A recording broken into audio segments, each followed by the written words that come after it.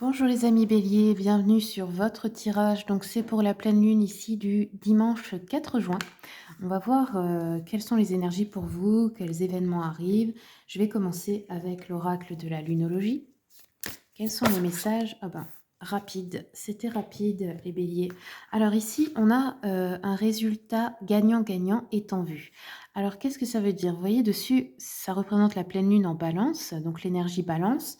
Ça veut dire en fait que quelque chose va être équitable. Alors soit vous allez vous prendre une décision équitable par rapport à vous et une autre personne, équilibrer une relation, négocier de façon équitable, je sais pas, dans le milieu professionnel ou juridique ou peu importe. En fait, c'est vraiment ou alors ça peut être un partenariat aussi. On nous dit qu'en fait les 2 parties sont gagnantes dans, cette décision finalement. OK. Alors, on va continuer avec l'oracle du Cantique. Quels sont les messages pour nos amis les béliers, s'il vous plaît? Ah, je crois qu'il y en a une qui s'est tournée. Non, j'ai cru. OK, bélier, pleine lune. Ah voilà. Ouh là là. OK, OK. Alors, qu'est-ce qu'on a? J'en ai eu 2 ici. On a eu, l'intention, la paix. Donc ici, il y a une recherche d'harmonie, d'équilibre, de paix intérieure, en fait, pour vous. Et peut-être que c'est en train d'arriver, peut-être que vous êtes en train de la trouver. Oui, parce que là, on a déjà eu une notion d'équilibre. Ça peut être aussi de trouver l'équilibre en vous, hein, parce qu'on a tous plusieurs parts de nous-mêmes, hein, plusieurs facettes, on va dire. Et parfois, quand elles sont pas d'accord entre elles, ça fout un peu le bordel, quoi. Ça nous met pas bien émotionnellement. Et ensuite, on a eu des partenariats, des âmes sœurs, l'union. Alors, dans les liens humains, ici, vous pourriez vous unir avec une âme sœur, que ce soit un mariage, une officialisation de relations, etc. Mais les âmes sœurs, ce sont aussi parfois des amis, des personnes de votre famille, etc. Donc là, ici, il pourrait y avoir une âme sœur dans votre vie. Soit elle est déjà là, soit elle va entrer dans votre vie. Et c'est quelque chose de positif pour un apprentissage pour les 2 personnes.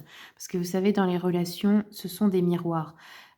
C'est pas que l'autre est ce que vous êtes, mais il vous montre des choses en vous que vous n'auriez pas vues si vous n'aviez pas cette relation pour travailler sur vous-même, vous voyez? Alors des fois, ça peut passer par la colère, la déception et tout ça, mais l'autre, en fait, il va vous montrer quelque chose. C'est-à-dire des fois, ça peut se passer très bien, on apprend ensemble aussi de façon saine, mais ça peut aussi passer par le fait, je sais pas, vous tombez avec une personne, égoïste ou narcissique, qui vous fait galérer un peu.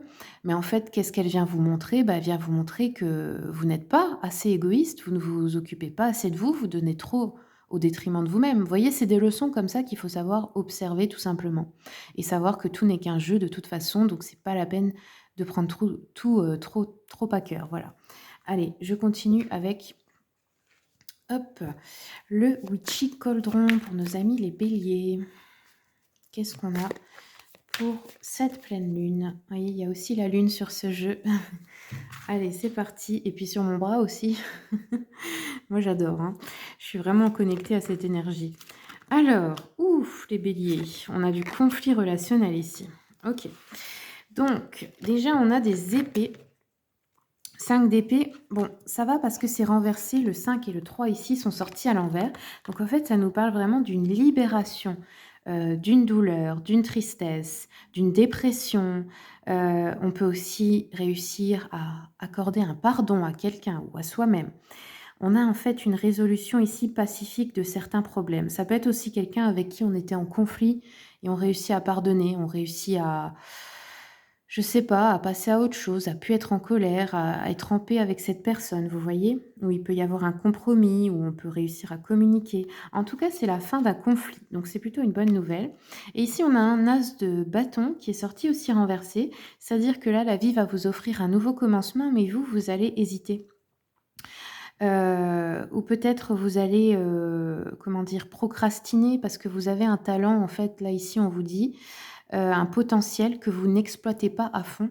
Peut-être par peur, peut-être parce que vous ne croyez pas assez en vous, mais il y a le fait de ne pas, exploiter cette qualité que vous avez et c'est dommage parce que ça pourrait, vous apporter du bonheur dans la vie et un but aussi.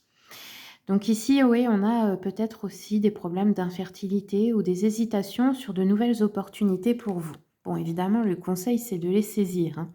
Allez, on va regarder avec l'oracle Mission de vie d'Isabelle Serre. Alors celui-là aussi, il est d'une douceur, j'adore les illustrations, vraiment jolies. Hop, je viens de l'acheter. Alors, quels sont les messages pour nos amis les béliers? Bélier, s'il vous plaît, pour la pleine lune, est-ce qu'on a un message? Alors, je vais le faire à la coupe. Hop. Alors, bélier, on a les projets de cœur qui sortent et ah bah c'est en accord parce que regardez, le marqueur temporel, c'est la pleine lune. Donc c'est vraiment à ce moment-là que ça commence, quoi. Alors, je vais lire cette carte rapidement pour vous.